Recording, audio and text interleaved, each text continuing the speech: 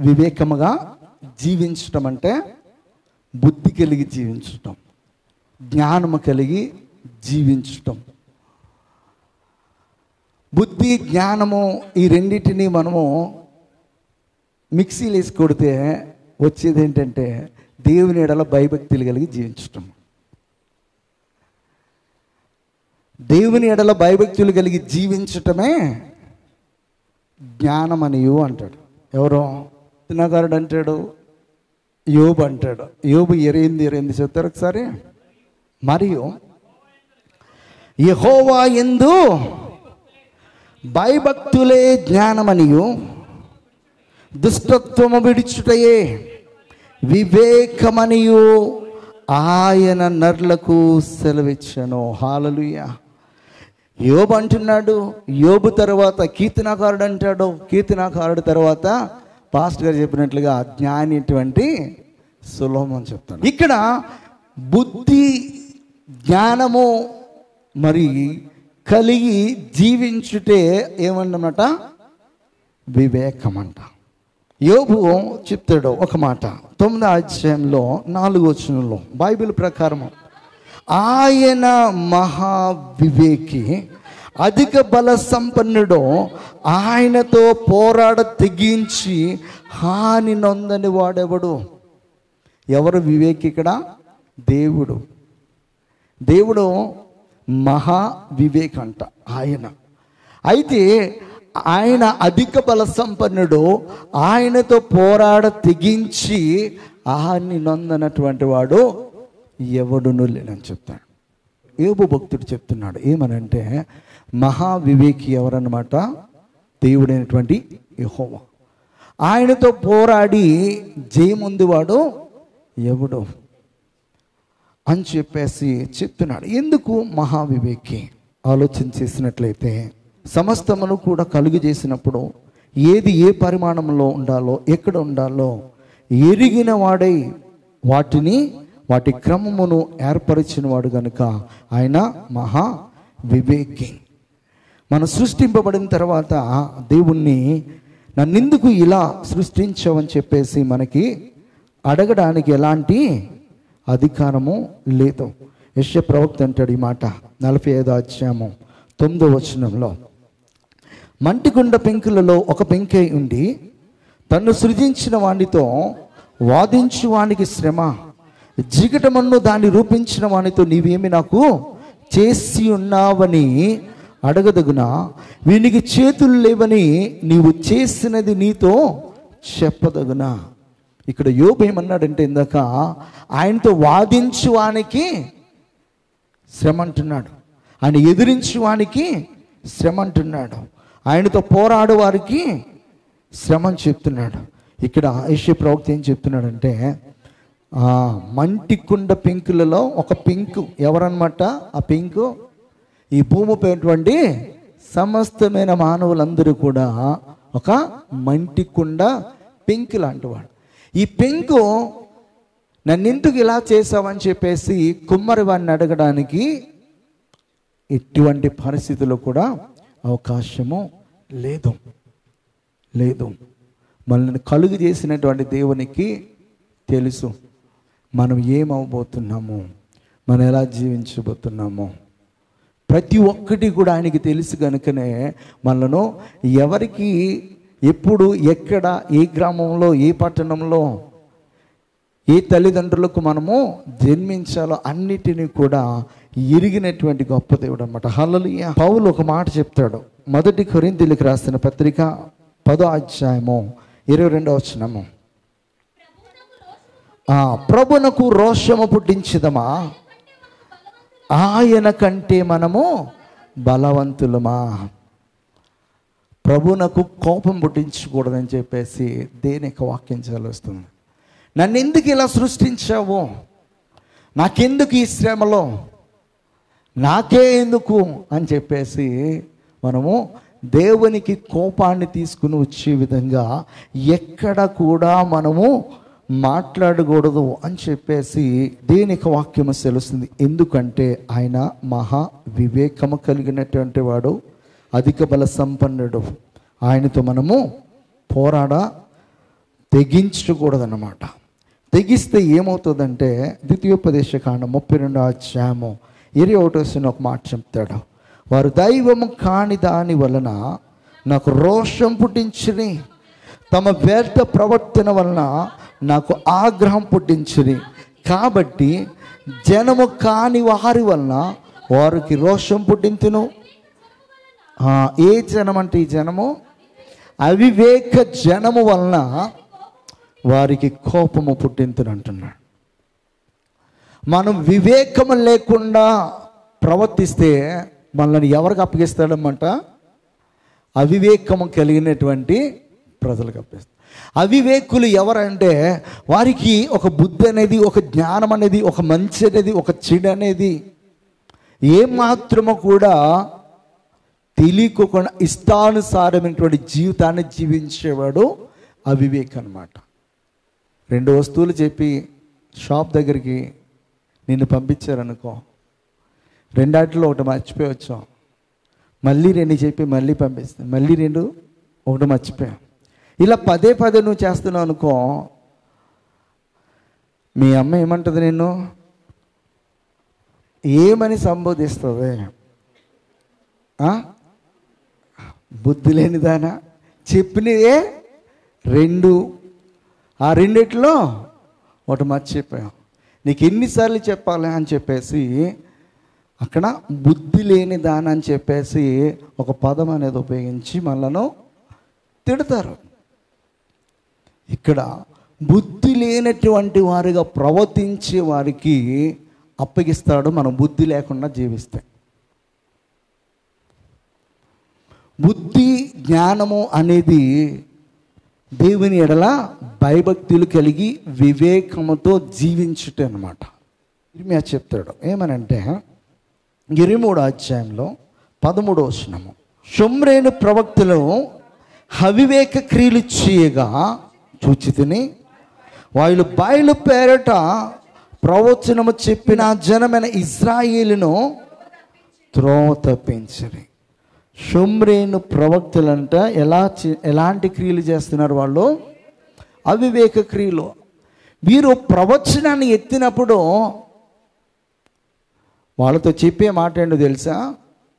యెహోవా దేవుడే చెప్పమన్నాడని చెప్పేసి దొంగ ప్రవచనాలని చెప్తా అన్నారు. మనము దేవుని పేరు ఉపయోగించేటప్పుడు నిజంగా దేవుడు మాట్లాడితే ఆ దేవుని పేరు ఉపయోగించాలి. ప్రతి దానికి కూడా దేవుని పేరుని ఉపయోగించి దేవుడు వెళ్ళమన్నాడు, దేవుడు చెప్పమన్నాడు కనుకనే నేను చెప్తున్నా అని చెప్పేసి మన సొంత బుద్ధి, సొంత ఆలోచన, సొంత జ్ఞానము చేత మన స్వలాభం కొరకు దేవుని పేరును ఉపయోగిస్తే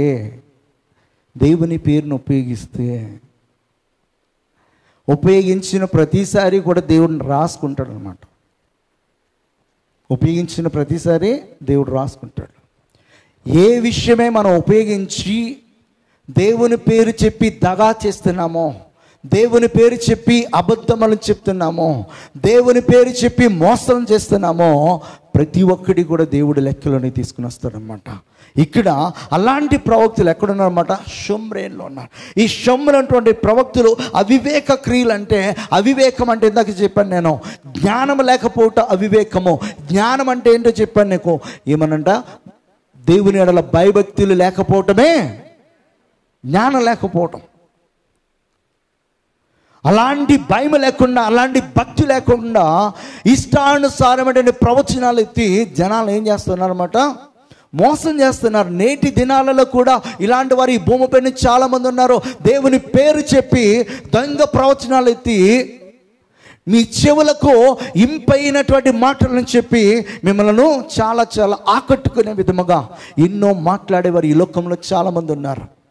వారి మాటలు నమ్మి దేవుడి కార్యం చేయబోతున్నాడు, దేవుడు అద్భుతమైన కార్యములు నీ జీవితంలో చేయబోతున్నాడు, ఇవన్నీ కూడా నీకు విన్నప్పుడు సంతోషంతో లేనిపోని ఆర్భాటాలకు వెళ్ళిపోయిన తర్వాత అది ఒకవేళ జరగలేదనుకో, ఎవరి నామము అవమానపరచబడుతున్నట్లు, అక్కడ దేవుని నామం అవమానపరచబడినట్లు. ఇక్కడ ఎవరు అవివేకులు అంటే బుద్ధి లేనటువంటి వాళ్ళు, జ్ఞానం లేనటువంటి వాళ్ళు, దేవుని ఎడల భయభక్తులు లేనటువంటి వారు, వీరు అవివేకులు అన్నమాట. ఇలాంటి వారికి ఎవరిని అప్పగిస్తాడన్నమాట? మనం అవివేకముగా జీవిస్తే, వివేకం లేకుండా, సామెత ఉంటుంది, సామెతలో చెప్తాడు, వివేకము లేనటువంటి స్త్రీ ఎలాగుంటుందంట? పంది ముక్కునున్నటువంటి బంగారు కమ్మి వంటిదంట. సామెతలో చెప్తాడు 14:15. జ్ఞానము లేనటువంటి వాడు ప్రతి మాట నమ్మును, వివేకి అయిన వాడు తన నడతలను బాగుగా కనిపెట్టను. హల్లెలూయా. మొట్టమొదటి మాట, వివేకి అయినటువంటి వాడు చేసేది ఏంటనమాట? తన నడతను బాగా కనిపెడతానమాట. నడతను కనిపెట్టడం అంటే తను మాట్లాడేటప్పుడు, తను నడిచేటప్పుడు, తను కూర్చున్నప్పుడు, తను చేస్తున్న పనుల్లో అన్నిటిలోనూ తన వల్ల ఎవరైనా ఇబ్బందికి గురవుతున్నారా, తన మాటలు మాట్లాడటం వల్ల, తను చేస్తున్నటువంటి క్రియల వల్ల దేవుని యొక్క నామానికి ఎక్కడైనా అవమానం కలుగుతుందా అని చెప్పేసి వివేకము కలిగినటువంటి వారు ఏం చేస్తారన్నమాట? కనిపెడతా ఉంటారు. దేవునికి సన్నిధానికి వచ్చినప్పుడు, దేవుని యొక్క వాక్యాన్ని వింటున్నప్పుడు, ఆ వాక్య ప్రకారం నేనే ఎక్కడైనా ఏదైనా విషయంలో జారిపోయినా, పడిపోయినా అని చెప్పి ఆ వాక్యపు వెలుగులో మన బ్రతుకును ఏం చేసుకోవాలన్నమాట? చూసుకో. ఆ వెలుగులో మన బ్రతుకును చూసుకోకుండా విన్నాము, వినిన తర్వాత మర్చిపోయి వెళ్ళిపోయే వారం ఉండకూడదు. అందుకే యాకోబు రాసిన పత్రికలు ఏమంటాడంటే, తన సహజమైన ముఖాన్ని అద్దంలో చూసుకున్నవాడు ఎలాంటి వాడంట? వాడైనను వాక్యమును వినివాడై ఉండి దాని ప్రకారము ప్రవర్తింపని వాడైతే అది వాడు అద్దములో తన సహజ ముఖమును చూచుకొని మనుషుని పోలి ఉన్నాడు. వాడు తను చూచుకొని అవతలికి పోయి తానెట్టివాడు వెంటనే మరచిపోవును కదా. ఇక్కడ అందరం కూడా పొద్దున్న అద్దం చూసుకొని వచ్చాం కదా. అద్దం చూసుకుని రాలేదన్న వాళ్ళు చేతండి. ఆడ మగ ఏ భేదము లేదు, అందరూ అద్దం ముందు ఖచ్చితంగా నిలబడతాం. పైనుంచి కింద వరకు చూసుకుంటాం, మళ్ళీ వెనకాల స్టైళ్ళు కదా, అన్ని యాంగిల్స్లో చూసుకుని అమ్మాయి సార్ బాగానే ఉన్నాను అని మన హృదయానికి అనిపిస్తే అప్పుడు బయటకు వస్తాం అద్దం దగ్గర నుంచి. హల్లెలూయా. అద్దంలో మళ్ళీ మనం బాగానే చూసుకున్నాం, వెరీ గుడ్. అయితే వాక్యమైన అద్దంలో మనము చూసుకోం. ఇది ప్రతిరోజు కూడా మనము చేయాల్సినటువంటి కార్యం. వాక్యము మనను ఏం చేస్తుందంటే పరిశోధిస్తూ ఉంటుంది, పరీక్షిస్తూ ఉంటుంది. ఆ వాక్యము మనం ఎప్పుడైతే చదువుతున్నామో ఆ వాక్యము మనతో మాట్లాడుతుంటుంది. మనం ఏ విషయంలో తప్పిపోయామో, ఏ విషయంలో సరి చేసుకోవాలో, ఏ విషయంలో ఇంకను మనం బలపరచబడాలో ప్రతిదీ కూడా స్పాంటేనియస్గా దేవుడు మనతో మాట్లాడతాడు. రోజు వాక్యం చదివి అలవాటు ఉంటే కనుక మన హృదయ అభిలాషని ఎరిగినటువంటి గొప్ప దేవుడు, మన ఆకాంక్షని ఎరిగినటువంటి వాడు, మనం నిజముగా మొరపెట్టి దేవుని సన్నిధిలో తీస్తే వాక్యము చదవడానికి మన స్థితిని బట్టి వాక్యం అక్కడ ఉంటుంది. కృంగిపోయిన స్థితిలో ఉన్నావా, నిన్ను బలపరచడానికి దేవుడు ఆ బలమైనటువంటి వాక్యాన్ని నీకు కనిపించేటట్లుగా చేస్తాడు, నువ్వు చదివేటట్లుగా, ధ్యానించేటట్లుగా చేస్తాడు. పాపములో ఉండి కప్పుకునే స్థితిలో ఉండిపోయి దేవా ఈ రోజున మంచి వాగ్దానం నాతో మాట్లాడంటే వాగ్దానం కాదు, అక్కడ ఏం చూపిస్తాడంటే మన పాప స్థితిని దేవుడు అక్కడ చూపిస్తాడు వాక్యం ద్వారా. ఆ వాక్యం ద్వారా ఆ పాప స్థితిని చూపించినప్పుడు ఆయన మనతో చేస్తున్నటువంటి గొప్ప కార్యం ఏంటంటే ఈ పాప స్థితిలో నీవు ఉన్నావు. ఈ స్థితిలో నుంచి నువ్వు బయటికి వస్తే నువ్వు అడిగినట్లుగానే వాగ్దానం నీకు దయచేస్తానంట. మనం ఏం చేస్తామంటే పాపాన్ని కప్పుకొని దేవుని సన్నిధిలో వాగ్దానం కోసమే వెతుకుతాం. ఎన్నిసార్లు తీయే రాదు, ఎన్నిసార్లు తీసినా కూడా వాగ్దానం రాదు. నన్ను సరిచేయడానికి దేవుడు మాట్లాడతాడు. ఇక్కడ యాకోబు చాలా స్పష్టంగా చెప్తున్నాడు. ఏమనంటే, ఎవడైనను వాక్యమును వినువాడై ఉండి దాని ప్రకారము ప్రవర్తింపని వాడైతే వాడు అద్దములో తన సహజ ముఖమును చూచుకును మనుష్యుని పోలున్నాడు.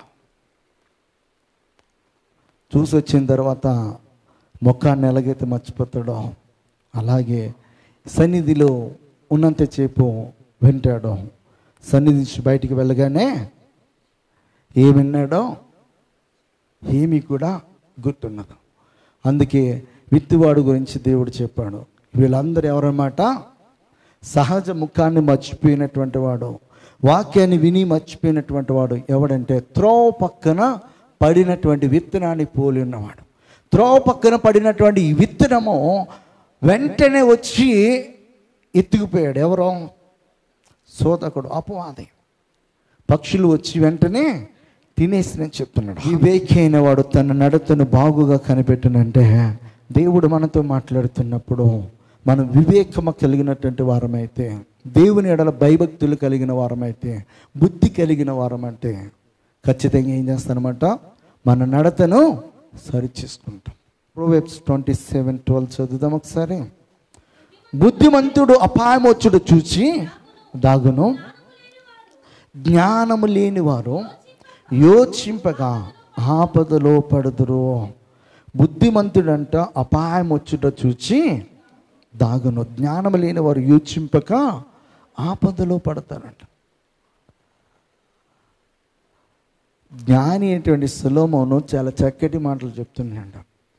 అటు సామెతల్లో, ఇటు ప్రసంగిలో, అటు పరమగీతాల్లో చాలా చక్కటి మాటలు చెప్తాడు. సుఖదినమున సుఖముగా ఉండు, అపద్దినమున యోచించం. ఎందుకు ఈ ఆపద వచ్చింది అనేది మనం ఏం చేయాలన్నమాట? ఆలోచించాలి. బండి మీద వెళ్తున్నప్పుడు సడన్గా ఏదైనా సౌండ్ వస్తుంది అనుకో, బండి ఒకసారి ఆపి ఎందుకు సౌండ్ వస్తుందని చెప్పేసి ఒకసారి చెక్ చేసుకోవాలి. చెక్ చేసుకోలేదనుకో ఆ తర్వాత బండి ఆగిపోవచ్చు. ఆగిపోయిన తర్వాత అప్పటి వరకు బిందాస్గా వెళ్ళావు నొప్పి లేకుండా, ఆ తర్వాత ఏం చేయాలన్నమాట? బండి దిగి తోసుకుంటూ వెళ్ళాలి. ఎక్కడ వరకు అంటే మెకానిక్ షెడ్ వరకు వెళ్ళాలి. ఈ బండి గురించి అర్థమైతే మన గురించి మనకు అర్థమవుతుంది. హల్లెలూయా. దేవుడు మనతో మాట్లాడుతూ మనకి హెచ్చరిక చేస్తున్నప్పుడు దాన్ని గైకొని సరి చేసుకుంటే బండి రిపేర్కి రాదనమాట. బండిని తోసుకెళ్లాల్సిన పని ఉండదన్నమాట. వెంటనే ఆ బండి ప్రాబ్లము సెట్ అవుతుంది. ఇక్కడ బుద్ధిమంతుడి గురించి చెప్తున్నాడు. అపాయం వచ్చుడు చూచి దాగుకొనును, జ్ఞానం లేని వారు యోచింపక ఆపదలో పడతారని చెప్పేసి చెప్తున్నాడు. బాప్తిసి ఇచ్చి యోహాను ఒక రోజున ఇజ్రాయెల్ని చూసి ఒక మాట అంటాడు. మత్తయి సువార్త 3:7 అతడు పరిసీయులను సద్దుకైల్లోను అనేకులు బాప్తిస్మము పొందవచ్చుడు చూచి, సర్పసంతానమా, రాబో ఉగ్రతను తప్పించుకొనుటకు మీకు బుద్ధి చెప్పిన వాడెవడో మారు మనసుకు తగిన ఫలము ఫలించుడి. చాలా మంచి పేరుతో పిలుస్తా ఉన్నాడు అన్నమాట. ఏమని అనమాట? సర్ప సంతానమా. అలాగే ఈ రోజున ఇక్కడ నిలబడిన దయచేయండి అంటే నెక్స్ట్ వీక్ చేయలేండి ఖాళీగా ఉంటాయి. అవునా కదా? మనకి నచ్చినట్లుగా సేవకుడు కనుక మాట్లాడలేదా అయిపోయాడా? ప్రత్యక్షంగానే సిలువేసేస్తాం మనం. హల్లెలూయా. ఇక్కడ బాప్తిసి ఇచ్చి యోహాను ఏమంటున్నాడంటే, సర్ప సంతానమా, రాబోవు ఉగ్రతను తప్పించుకున్నట్టుగా మీకు బుద్ధి చెప్పిన వాడెవడో? మారు మనసుకు తగిన ఫలము ఫలించుటి. మారు మనసు పొందకపోతే వచ్చే ఫలము చాలా చాలా భయంకరమైనటువంటి ఫలాలు కోయాల్సి వస్తుంది. మారు మనసు పొందితే మంచి ఫలాలను కోస్తారని చెప్పేసి బాప్తీసు యోహాను చాలా స్పష్టంగా చెప్తున్నాడు. ప్రభు అయినటువంటి యేసుక్రీస్తు వారు తన శిష్యులను పిలిచి ఒక మాట చెప్తాడు. 16 ఇదిగో తోడేళ్ల మధ్యకు గొర్రెలను పంపినట్టు నేను మిమ్మను పంపుచున్నాను గనుక పాముల వల్ల వివేకులను, పావుల వల్ల నిష్కపటులనై ఉండి అని చెప్పేసి ప్రభు అయిన యేసుక్రీస్తు వారు కూడా చెప్తున్నాడు. ఏమనంటే మీరు వివేకులై ఉండండి. ఎలాంటి జనుల మధ్య ఉండాల్సి వస్తుందంటే తోడేళ్ళ లాంటి స్వభావం కలిగినటువంటి మనుషుల మధ్య. పైకి వారు గొర్రె చర్మాన్ని కప్పుకున్నట్టుగా కనిపిస్తారు, కానీ వారు లోపల వారికి అంతరంగం ఎలాంటిదనమాట, చాలా క్రూరమైనది. ఆ క్రూరమైనటువంటి జనుల మధ్య ఉన్నప్పుడు నేను ఎందుకు ఇలా ఉండాలి, నేను ఇలా ఉండబట్టే కదా వీడు నా మీద ఎగురుతా ఉన్నాడని చెప్పేసి మనం కూడా అలాంటి క్రూరమైనటువంటి స్వభావం కలిగినటువంటి మనుషుల వల్ల మారుకోకుండా జాగ్రత్తగా ఉండమని చెప్పేసి దేనికి వాక్యం తెలుస్తుంది. నిన్న కొన్ని వీడియోలు చూసాను. సువార్త ప్రకటిస్తున్నందుకు నార్త్ ఇండియాలో చాలామందిని ఇష్టానుసారంగా ఇంతలా రాళ్లతోటి, ఇంతలా కర్రలతోటి ఎక్కడ పడితే అక్కడ కొడతనే ఉన్నారు. వాళ్ళు ఎంత ఘోరాతి ఘోరంగా కొడుతున్నారంటే కోపం వచ్చింది నాకు అసలు. అక్కడ ఈ రోజున వారికి అర్థం కానటువంటిది ఏంటంటే వారు ఎంతగైతే క్రైస్తవులను హింసిస్తున్నారో అంతకీ చాలా రెట్లు శిక్ష వారి పైకి వస్తుంది. అపోస్తలుడైన పౌలు సంఘాన్ని హింసించాడు. ఫస్ట్ సౌలుగా ఉన్నప్పుడు ఎంతగైతే హింసించాడో అంతకి రెట్టింపు శ్రమను అనుభవించాడు. ఎప్పుడో తెలుసా? క్రీస్తు కొరకు, సంఘం కొరకు, అనేకులను రక్షించడం కొరకు. ఎవరినైతే సంఘాన్ని అయితే హింసించాడో దాని కొరకు శ్రమ పడే విధంగా దేవుడు చేస్తాడు. ఈ రోజున అన్యులుగా ఉండి దేవుడు ఆ యొక్క ఆత్మలను రక్షించడానికి తన యొక్క సేవకులను పంపిస్తే ఈ రోజున వారికి ఆస్తులు ఏదో కోల్పోతున్నట్లు, వారి జీవితాలు ఏదో నాశనం అయిపోతున్నట్లుగా వారు ఇష్టానుసారంగా ప్రవర్తిస్తున్నారు. ఇష్టానుసారంగా అనమాట. వారు చనిపోతారు, వారి చేతులు ఇరిగిపోతాయి, కాళ్ళు ఇరిగిపోతాయి, తల పగిలిపోతుంది. వారిని ఎక్కడ పడితే అక్కడ కొడుతున్నాము, మనకంటే ఒక మనస్సాక్షి లేదా అని చెప్పేసి ఒక్కడు కూడా వారి హృదయాలను ఒక్కసారి కూడా పరిశీలించుకున్నటువంటి చాలా కఠినంగా ఉన్నారు. అసలు చాలా కఠినంగా. ఎంత కఠినంగా అంటే చూసినప్పుడు నాకు చాలా చాలా కోపం వస్తుంది, భయంకరమైన కోపం వస్తుంది. ఎన్నిసార్లు అడుగుతాను నేను ప్రభు సన్నిధిలో, ఎందుకు అంటే క్రైస్తవుడు చేసేది ఏం ద్రోహం ఉందో ఇంకను అర్థం కానటువంటి ప్రజలుగా ఉండిపోయా. ప్రతి ఒక్కరి హృదయాలను మార్చడానికి, పాప స్థితిలో ఉన్నటువంటి వారిని ప్రభు వైపు మళ్లించడానికి, ఒకరికి అన్యాయం చేయకోకుండా, ఒకరిని నీవు హింసించుకోకుండా, ఒకరిని ప్రేమించే విధముగా చేయడానికే క్రీస్తు లోకానికి వచ్చాడు. ఆ ప్రేమను చూపించడానికే, అనేకులను ప్రభువునకు వెళ్ళి మార్చడానికే ఈ రోజున ఎంతమంది హతసాక్షులుగా అయిపోతున్నారో తెలుసా? మీడియాకి రావట్లే, మీడియాలో చూపించట్లే. క్రైస్తవుడికి జరిగే అన్యాయాన్ని ఏ మీడియా ఛానల్ చూపించట్లే. ఈ రోజున అర్థం కాదు. ఖచ్చితంగా ఒక రోజున ప్రతి ఒక్కరూ కూడా మూల్యం చెల్లించుకుంటారు, భయంకరమైన మూల్యాన్ని చెల్లించుకుంటారు. ఎవరిని విడిచిపెట్టే ప్రసక్తే ఉండదు అసలు. ఎవడు చేసుకున్న దానికి రెట్టింపు అనుభవించేటువంటి కార్యాలు ఖచ్చితంగా జరుగుతాయి. ఎందుకంటే దేవుడు తన సేవకులను హింసిస్తూ ఉంటే చూసి ఊరుకునే దేవుడు కాదు. అలాంటి భయంకరమైనటువంటి స్థితిలో మన దేశం ఉంది. ప్రపంచంలోనే నెంబర్ 1లో ఉంది తెలుసా? ఎప్పుడో క్రైస్తవులను హింసించే వాటిలో టాప్లో ఉంది. అంటే రోజుకి ఎన్ని జరుగుతున్న ఆలోచన చేయండి. కన్నీరు కాచాల్సిన సమయము, రోదన చేయాల్సినటువంటి సమయము, వేదనతో గుండె బరువెక్కినటువంటి వేదనతో ప్రార్థన చేయాల్సినటువంటి సమయాలే. ఇంకా నేను బాగానే ఉన్నాను కదా, ఇంకను నాకు శ్రమ రాలేదు కదా అని చెప్పేసి ఆలోచన చేయొద్దు. అసలు అన్యాయముగా ఎలాంటి కారణం లేకోకుండా ఎంతోమంది సేవకులను, విశ్వాసులను జైల్లో పెడతా ఉన్నారు. ఎన్నో సంఘాలను నాశనం చేస్తూ ఉన్నారు. అలాంటి దౌర్భాగ్యమైనటువంటి స్థితిలో ఈ దేశం ఉంది. ప్రతి క్రైస్తవుడు, ప్రతి విశ్వాసి, ప్రతి దైవజనుడు ఎంత రక్తాన్ని కారుస్తున్నాడో, ఎంత కన్నీరు కారుస్తున్నాడో, అంత శ్రమ ఆ దేశంపైకి, ఆ పట్టణాలపైకి, ఆ కుటుంబాలపైకి వస్తుంది. ఈరోజు తెలీదు వాళ్ళకి, కనుమరుగైపోతాయి. చెప్తున్నాను, అసలు కనిపించను కూడా కనిపించరు వాళ్ళు ఇంకా. ఎందుకంటే కోరాహు, అక్కడ ఉన్నటువంటి కొంతమంది వ్యక్తులు మోషేకి వ్యతిరేకంగా లేచినప్పుడు మోషే సాష్టాంగపడి బ్రతిమాలుకుంటున్నాడు. అయ్యలారా ఇది మీకు తగదు, అయ్యలారా మీకు ఇది తగదని సాష్టాంగపడ్డాడు. ఎవరంటే దేవుని సేవకుడు ఏంటంటే మోషే. కానీ ఒక్కడు కూడా కరగల, ఒక్కడు కూడా భయపడలే.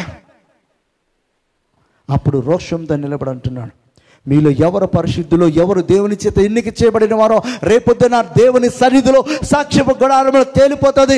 మీరు మీ ధూపాతులను తీసుకుని రండి అన్నప్పుడు 250 మంది వచ్చారు. అక్కడ ఒక్కడుగా వెళ్ళాడు ఆహారం. ఆ ధూపార్తిని మాత్రమే దేవుడు అంగీకరించాడు. మిగతా వారిది ఎవరిది కూడా అంగీకరించలేదు. ఒక్క దెబ్బతో దహించి వేశాడు. అందరూ కూడా కాలి బూడిదైపోయారు. దేవునికి రోషము రానంత వరకే, దేవునికి కోపం రానంత వరకే మీరు ఎన్ని యాసాలు వేసినా కూడా, ఈ రోజు వరకు కూడా ప్రభు సన్నిధానంలో దైవజనులు వారికి మంచి బుద్ధిని దాయిచ్చేయ, మంచి వివేకం దాయిచ్చేయ, వారికి మారు మనసు దాయిచ్చే అని చెప్పేసి అందరూ ప్రార్థిస్తున్నారు. కనుకనే దేవుని యొక్క ఉగ్రత ఈ దేశం పైకి రాకుండా ఇంకను దేవుడు ఆపుతా అన్నాడు. అదే గనక ఏలియాగా రోషముతో, ఎలీషాగా రోషం వచ్చి ప్రార్థన చేస్తే దేవుడు ఖచ్చితంగా ఆ ప్రార్థనకి ఏం చేస్తాడో తెలుసా? జవాబునిస్తాడు. ఒక రోజున బాధలో ఉన్నాడు ఎలీషా, చాలా బాధలో ఉండి. ఎందుకు బాధ? తన గురుగారు అయినటువంటి ఏలియా వెళ్ళిపోయాడు, ఆరోహణం అయిపోయాడు. బాధలో ఆ యోర్దాను నది దాటి వస్తూ ఉన్నాడు. వస్తూ ఉంటే చిన్న చిన్న బాలురు ఏం చేస్తారన్నమాట, బోడివాడా బోడివాడా బోడివాడా అని చెప్పేసి ఎగతాళి చేస్తూ ఉన్నారు. బాధలో, కోపంలో ఒక మాట అన్నాడు. వెంటనే ఎలుగుబంటి వచ్చి అక్కడ ఉన్నటువంటి బాలును చంపేసి చీల్చేసినాడు. దైవజనుడి నోటి మాటకు చాలా చాలా చాలా పవర్ ఉంటుంది.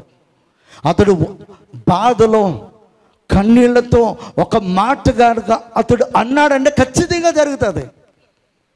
నేనే బాధలు అన్నప్పుడు 3 సార్లు జరిగినాయి. ఎన్నిసార్లు జరిగింది నా నోటితో అన్నాయి. దాయసుండు అంటే ఆశమాషి కాదు, దేవుని చేత ఎన్నిక చేయబడిన వాడు. వారి మాట అవునంటే దేవుడు అవునంటాడు, కాదంటే దేవుడు కాదంటాడు. దేవుడు ఇంకను ఈ దేశం పైన, రాష్ట్రాలపైన, ప్రజలపైన దేవుడు ఇంకను కోపాన్ని చూపించుకోకుండా ఎందుకున్నాడంటే, ఇంకను దైవజనులు అనబడిన వారు దేవుని సన్నిధిలో ప్రభువా వీరందరూ రక్షణ పొందుకోవాలి, ఈ దేశము కడగబడాలి, ఈ దేశము నిస్సత్తుగా మార్చబడాలి అని చెప్పేసి దేవుని సన్నిధిలో కన్నీరు కారుస్తున్నారు. కనుకనే ఇంకను దేవుడు తన కోపాన్ని అణుచుకుంటున్నా. అది చాలామందికి చేతగానితనముగా ఏమి చేయలేరు వెళ్ళు అని చెప్పేసి అనుకుంటూ ఇష్టానుసారమైనటువంటి ప్రవర్తనతో క్రైస్తవుల పట్ల చేస్తూ ఉన్నారు. అదే ప్రోవర్బ్స్ చాప్టర్ 16:21 చెప్తాడు, జ్ఞాన హృదయుడు వివేకి అనబడను, రుచిగల మాటలు పలుకుట వలన విద్య ఎక్కువ. జ్ఞాన హృదయుడు అంటే ఎలాంటి వాడంట? వివేకి అనబడని చెప్తాడు. హల్లెలూయా. యాకోబు రాసిన పత్రిక 3:17 చెప్తాడు ఏమనంటే, అయితే పైనుండి వచ్చి జ్ఞానం మొట్టమొదట పవిత్రమైనది, తరువాత సమాధానకరమైనది, మృదువైనది, సులభముగా లోబడినది, కనికరముతోనూ మంచి ఫలములతోనూ నిండుకొన్నది, పక్షపాతమైనను వేషధారణను లేనిదినే ఉన్నదని చెప్తాడు. హల్లెలూయా. వివేకం అంటే ఇక్కడ మనము జ్ఞానము కలిగి, బుద్ధి కలిగి జీవించుట. ఈ బుద్ధి జ్ఞానము ఎక్కడి నుంచి రావాలన్నమాట? పైనుంచి రావాలి, దేవుని యొద్ద నుంచి రావాలి. అదే ప్రోవెబ్స్లో చాప్టర్ 15:32 చెప్తాడు, శిక్షణంద నల్లని వాడు తన ప్రాణమును తృణీకరించును, గద్దింపును వినువాడు వివేకి అనబడను. హల్లెలూయా. రెండవది మనం చూసినట్లయితే గద్దింపును లక్ష్య పెట్టేవాడు అనమాట. అది దేవుడు మన మీద ఇష్టంతో మనల్ని గద్దిస్తాడు. మన తల్లిదండ్రులు మనం ఎప్పుడు గద్దిస్తారో? మన మీద ప్రేమ ఉంటేనే కదా. వాళ్ళకి నచ్చినటువంటి కార్యాన్ని మనం ఏదైనా చేసుకుంటూ వెళ్తున్నప్పుడు మొట్టమొదటిగా మనతో మాట్లాడడానికి ప్రయత్నం చేస్తారు.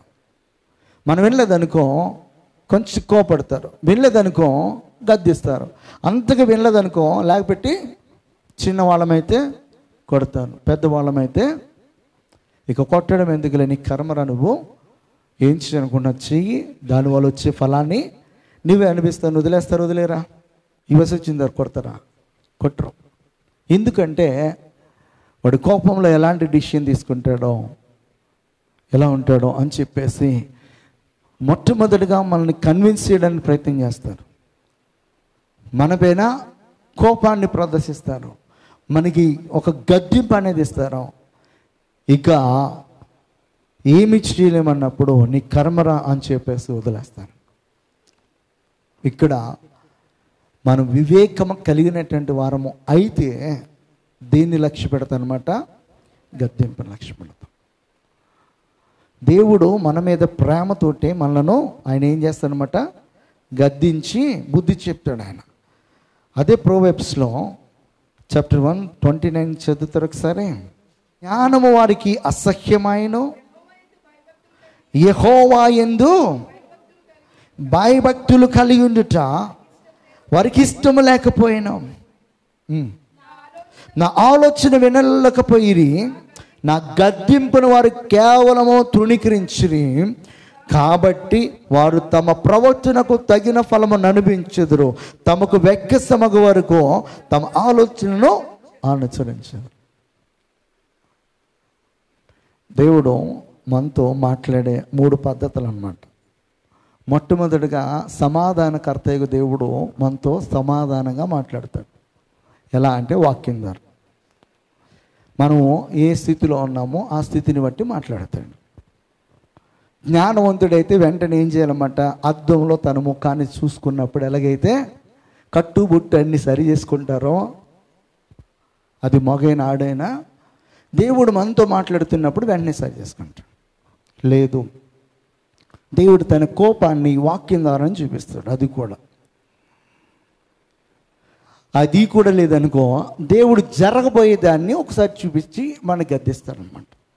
నీవు గనక ఈ గద్దింపుని గనక నువ్వు లక్ష్య పెట్టకపోతే తర్వాత జరిగే పరిణామం ఇదని చెప్పేసి క్లియర్గా చూపిస్తాడు. మీ జీవితాల్లో జరిగిందో లేదో నాకు తెలియదు, కానీ నాకు ఈ 3 ప్రాసెస్ ఖచ్చితంగా తెలుసు అనమాట. తెలుసు, అనుభవపూర్వకంగా చెప్తున్నాను. నా స్థితిని బట్టి దేవుడు మాట్లాడతాడు వాక్యం ద్వారా. వింటానేమని చూస్తాడు. ఆ తర్వాత వినలేదనుకో రెండో స్టెప్కి వెళ్తాడనమాట. నువ్వు వినలేదు కనుక ఇది ఈ కీడు వస్తుంది అని చెప్తాడు. అక్కడ వినలేదనుకో మూడోది ఏంటంటే దర్శనమో కళ ద్వారానే చూపిస్తాడు. జరగబోయేది ఇది, ఎందుకంటే నువ్వు ఆ స్థితిలో ఉన్నావు కనుక.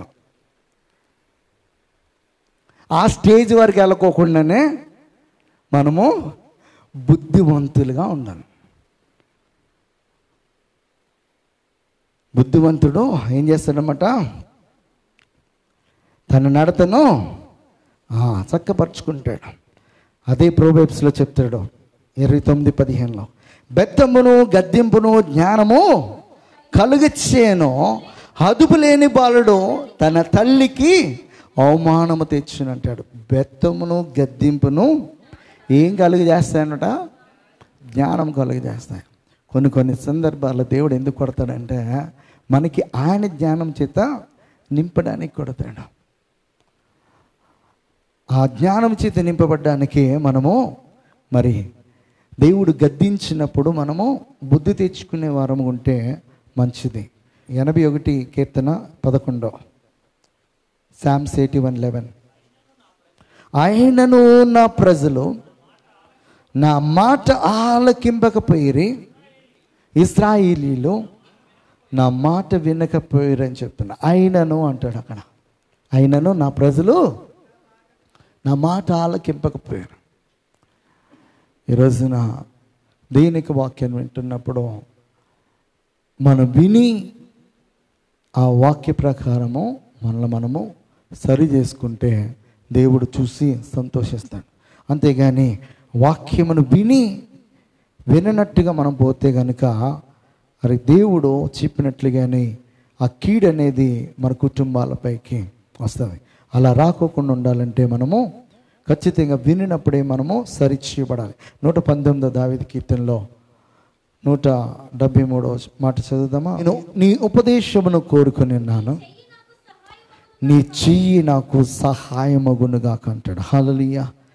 నేను నీ ఉపదేశమును కోరుకున్నా. మనము ఆయనకు ఉపదేశాన్ని కోరుకోవాలి, ఆయనకు వాక్యాన్ని కోరుకోవాలి, ఆయన మాటలను కోరుకోవాలి, ఆయన ఆలోచనలను ఎరిగినటువంటి వారమైతే ఖచ్చితంగా దేవుడు ఏం చేస్తాడనమాట? మనకి సహాయాన్ని అందిస్తాడు. అయితే మనము వినుకోకుండా ఇష్టానుసారంగా పోతే కనుక దేవుడు చెప్తాడు. ద్వితీయోపదేశ కాండంలో చాప్టర్ 21 verses 18 to 21 చదువుదాం. ఒకని కుమారుడు మొండివాడై తిరగబడి తండ్రి మాట కానీ తల్లి మాట కానీ వెనకయుండి వారు అతని శిక్షించిన తర్వాతను అతడు వారికి విధేయుడు కాకపోయిన ఎడల అతని తల్లిదండ్రులు అతని పట్టుకొని ఊరి గవని ఎదుగు కూర్చుండు పెద్దల ఎదుగు అతన్ని తీసుకొని వచ్చి, మా కుమారుడు వీడు మొండివాడే తిరుగుబడి ఉన్నాడు, మా మాట వినక తిండిపోతును త్రాగుబోతును ఆయనని ఊరి పెద్దలతో చెప్పవలను. అప్పుడు ఊరి ప్రజలందరూ రాళ్లతో అతన్ని అట్లు ఆ చెడుతనం మీ మధ్య నుండి పరిహరింపు. అప్పుడు ఇశ్రాయేలు అందరూ విని భయపడదనంట. ధర్మశాస్త్రంలో చెప్తుంది. ఇదే కనుక అమలు పరిస్తే ఎట్లా ఉంటుంది ఆలోచించి. మన దేశంలో లేదు కనుకనే ఒక్కొక్కడిగా ఇష్టం వచ్చినట్టు చేస్తున్నాడు. ఇంకను కొన్ని దేశాలలో ఈ ధర్మశాస్త్రాన్ని అమలు పరుస్తారు. అక్కడ మనం చేతికి పని చెప్పినా మన యొక్క శరీరానికి పని చెప్పినా ఆ దేశ చట్ట ప్రకారము అది తప్పని తేలిపోతే తీసుకుని వచ్చి బహిరంగంగానే శిక్ష వేస్తారు. ఇప్పటికీ ఉంది. రాళ్లతో కొట్టేది ఉంది, బహిరంగంగా నరికేసేది ఉంది. ఎందుకు అంటే ఇలా మరొకడు చేయకూడదని. ఇక్కడ మాట వినకపోతే దేవుడు ఏం చెప్తున్నాడు? చెప్పండి, గద్దించండి. వినకపోతే ఊరి పెద్దల ఎద్దకు తీసుకురండి. అప్పుడు కూడా చెప్పండి. వినకపోతే వాడిని అక్కడ కట్టేసి అందరూ కూడా రాళ్ళు తీసుకుని వాడు చచ్చేంత వరకు కూడా ఏం చేయమన్నాడు? అక్కడ రాళ్లతో కొట్టి చంపడం వల్ల మీలో ఉన్నటువంటి ఆ యొక్క చెడుతనమని మీరు బహిష్కరించగలరు. దేవుడు అలాంటి ధర్మశాస్త్రం ఇచ్చినాడు.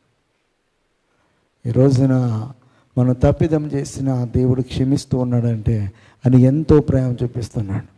ఆ ప్రేమ ద్వారా మనతో మాట్లాడుతున్నాడు, మనల్ని గద్దిస్తున్నాడు, మనకి బుద్ధి చెప్తున్నాడు, మనం సరి చేయడానికి.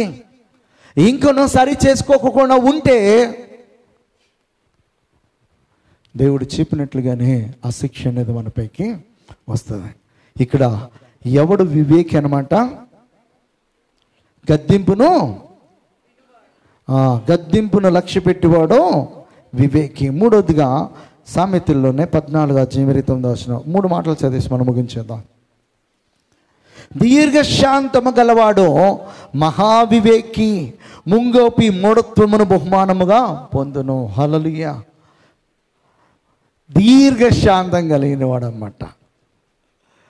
బాధలో మనకి కోపం వచ్చినా కూడా వెంటనే ఏమవుతుంది అనమాట, దేని యొక్క వాక్యం చెప్తుంది, నాయన కోపపడ్డు కానీ ఏం చేద్దంట, పాపం చేద్దాం. మనకి కోపం వచ్చినా ఏది వచ్చినా కూడా, బాధ వచ్చినా శ్రమలు వచ్చినా, ఇతరులకి అన్యాయం చేయకుండా ఉండటానికి, ఇతరులను ఒక చెంప మీద మనల్ని కొట్టినా కూడా ఇతరులను కొట్టకోకుండా ఉండడానికి గల కారణం ఏంటంటే, దేవుడు ఏం చెప్పాడన్నమాట, ఒక చెంప మీద కొడితే కుడి చెంప కూడా చూపించింది.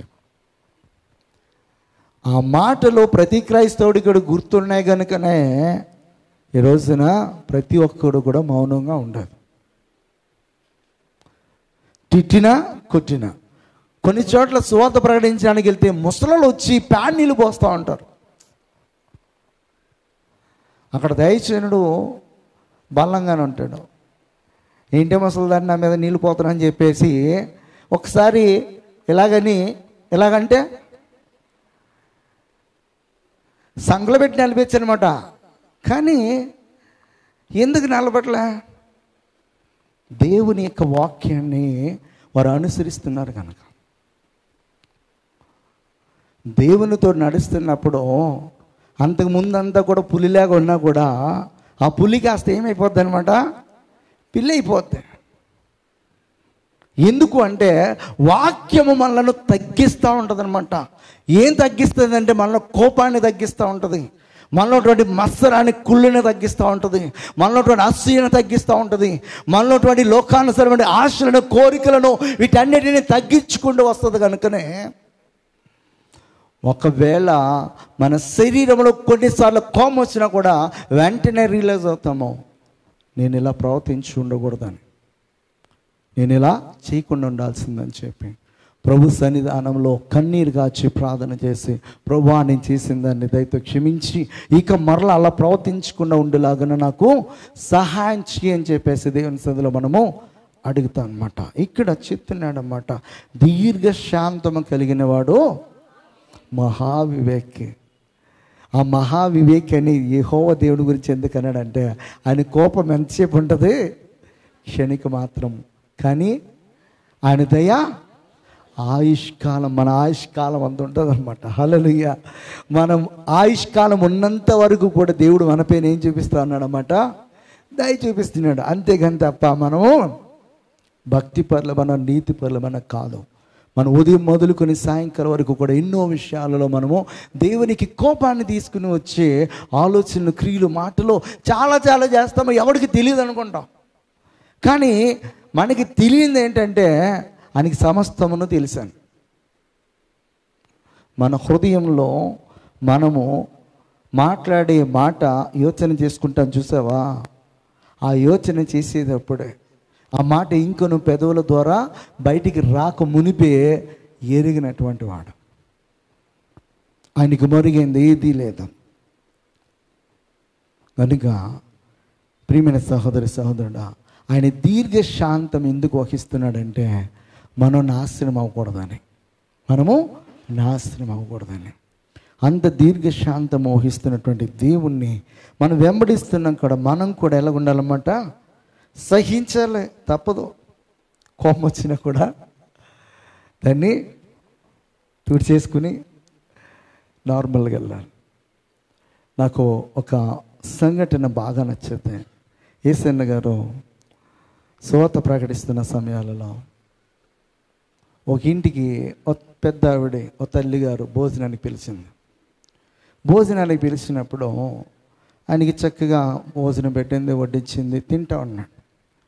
అయితే ఈ దైవజనుడు అంటే ఆమె భర్తకి నచ్చదు, దైవజనుడు అంటే భర్తకి నచ్చదు.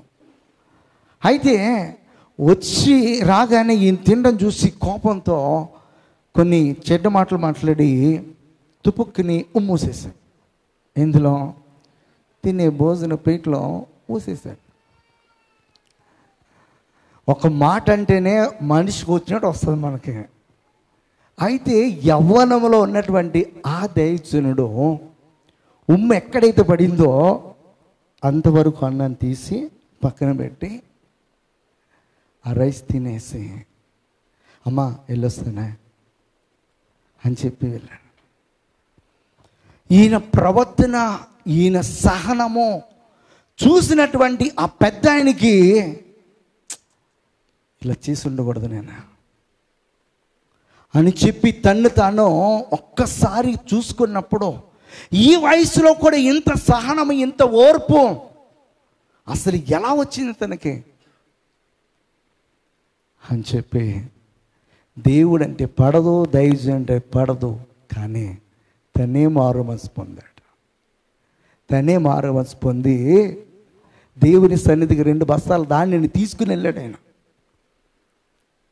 ఒక పూట భోజనం పెడితే తన భార్యను అక్కడ ఉన్నటువంటి దాయిచుని తిట్టి భోజనపు ప్లేట్లో ఉమ్మూసినటువంటి అతను దాయిచుని యొక్క ప్రవర్తన చూసి ఏం చేశాడనమాట, మార్పు చెందాడు.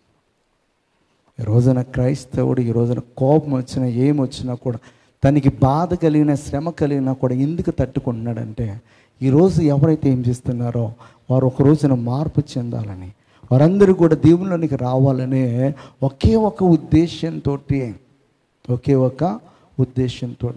ప్రభువైన యేసుక్రీస్తు వారు ఎలాగైతే ఆయన సహనము కలిగి ఉన్నాడో, ఆయన ఏమంటాడంటే ఒక మాట, మత్తయి సువార్తలో 11వ అధ్యాయం 29వ వచనంలో, నేను సాత్వికుడను దీన మనసు గలవాడను గనుక మీ మీద నా కాడి ఎత్తుకొని నా యొద్ద నేర్చుకొనుడి, అప్పుడు మీ ప్రాణములకు ఏం కలుగుద్దంట.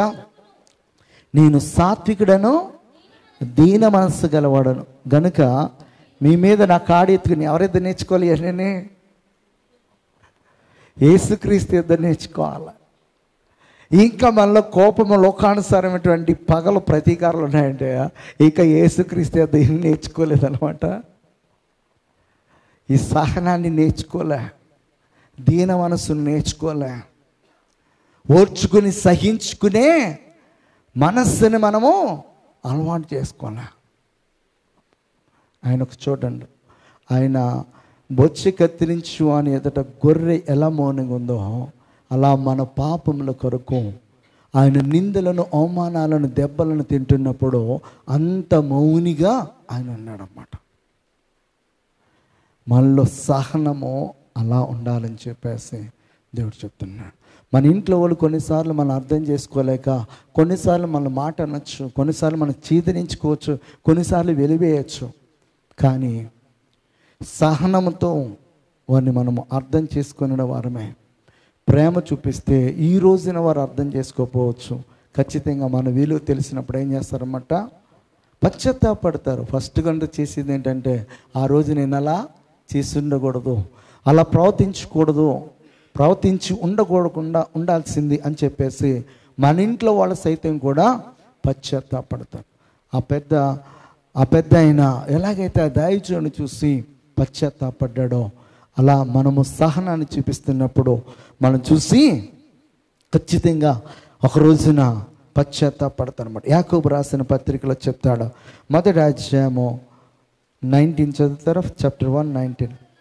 నా ప్రియ సహోదరులారా, మీరు ఈ సంగతి ఎరుగుదురు గనుక ప్రతి మనుషుడంట వినుటకు వేగిరపడివాడను, మాట్లాడటకు నిదానించువాడను, కోపించుటకు నిదానించువాడనే ఉండవాలంటాడు. కోపించడానికి నిదానించాలంట. కోపాన్ని మనము చాలా చాలా చాలా కంట్రోల్ చేసుకుంటే, ఎంత కంట్రోల్ చేసుకుంటామో అంత ఎదగడానికి, అంత ఆశీర్వాదాన్ని పొందుకోవడానికి అవకాశం ఉంటుందన్నమాట. ప్రసంగి చెప్తాడు 7వ అధ్యాయం 9వ వచనం, ఆత్రపడి కోపపడవద్దు, బుద్ధిహీనుల అంతరింద్రియములందు కోపము సుఖ నివాసం చేయను. ఆత్రపడి అంటే ఏం చేయకూడదు అనమాట, కోపపడద్దు. మరి దీర్ఘశాంతము ఎందుకు చెప్తున్నాడంటే, దేవుడు మన ఎడల మరి ఎంతో దీర్ఘశాంతం వహిస్తూ ఉన్నాడన్నమాట. ఈ భూమి పైన ప్రతి మానవుని పట్ల అలాంటి దీర్ఘశాంతము కలిగినటువంటి ఆ దేవుణ్ణి వెంబడిస్తూ ఉన్నాం కనుక మనం కూడా ఎలా ఉండాలన్నమాట, అలాంటి దీర్ఘశాంతాన్ని మనం చూపించగలిగే వారంగా ఉండాలి. అంతేగాని మనం చెప్పింది జరగకపోయినా, మనం అనుకున్నది జరగకపోయినా, మనం చెప్తుంది ఎవరైనా వినకపోయినా మనము కోపపడి దేవుని మీద తిరిగిపడే వారముగా ఉండకూడదు. ఒక ఎగ్జాంపుల్గా ఒక మాట చదువుకుందాం. యోనా రాసినటువంటి గ్రంథము 4:9 చదివేసి మనం ముగిందాం. అప్పుడు దేవుడు, ఈ సొర చెట్టుని గురించి నీకు కోపించడం న్యాయమా అని యోనాను అడుగగా, యోనా ప్రాణము పోవనంతగా కోపించుట న్యాయమే అన్నాడంట. యోనాకి ఎంత కోపం వచ్చిందో. యోనాకి కోపం రావడానికి గల కారణం ఏంటి? తను ప్రవచించింది జరగలే. 40 రోజులు అయిపోయింది. 40 రోజుల తర్వాత నేనే పట్టణం ఏమైపోలే, నాశనం అయిపోవాలా.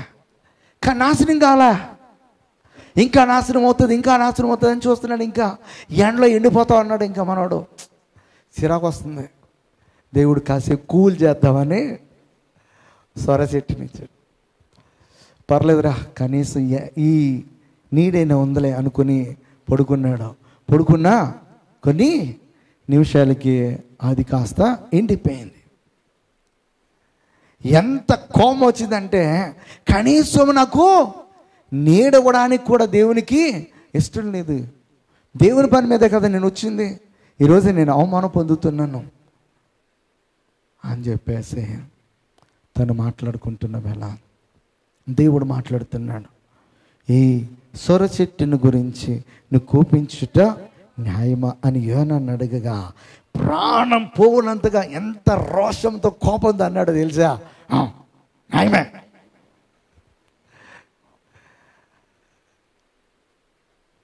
ఒక్క రాత్రి వచ్చి ఒక పూటలో ఎండిపోయినటువంటి ఆ చెట్టును బట్టే నువ్వు అంత కోపం వస్తే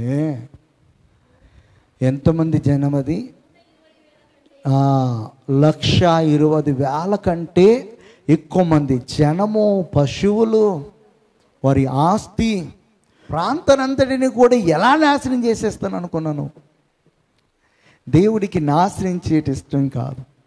దేవుని మనస్సు మనం ఎరిగి ఉంటే కనుక దేవునికి నాశనం చేయటం అనేది ఇష్టం కాదు. ఆయనక మనస్సు ఎలాంటిదంటే అందరూ కూడా రక్షణ పొందుకోవాలి, అందరూ కూడా ఆయన స్వరూపంలోనికి రా, అందరూ కూడా ఆయన వల్ల యుగాలు ఆయనతో జీవించాలనేది ఆయన కోరిక. అందుకే కొంతమంది దైవజనులు ఏం చేస్తాడంటే ఆయన బలి అర్పిస్తూ ఉంటాడు, కొంతమంది రక్షించడానికి, కొంతమందిని అవమానాలు, నిందలను సహించే విధంగా పంపిస్తాడు. ఎవడ సహించుకోగలడో వాడినే పంపిస్తాడు అక్కడికి. సహించుకోలేనటువంటి వారికి ఇవ్వడు. కొంతమంది దైవజనులకు వస్తుంది అంతే అవకాశం, అది అందరికీ రాదు. వారు ఎంత శ్రమను పొందుతారో అంత ఆశీర్వాదాన్ని పరలోక రాజ్యంలో వారు పొందుకుంటారు.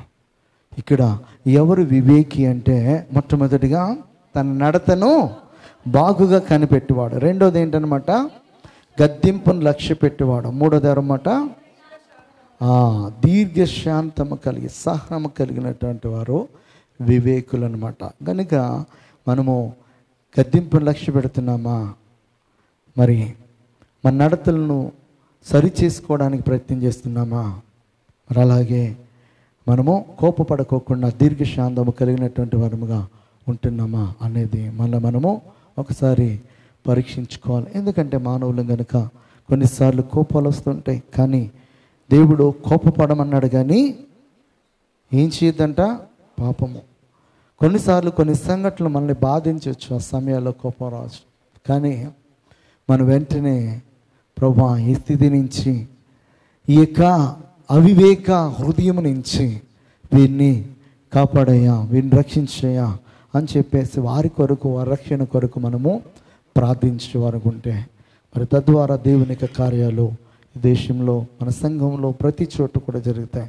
కనుక అటువంటి కృప దేవుడు మనందరికీ అనుగ్రహించును గాక. ఆమేన్. ప్రార్థన చేసుకుందాం.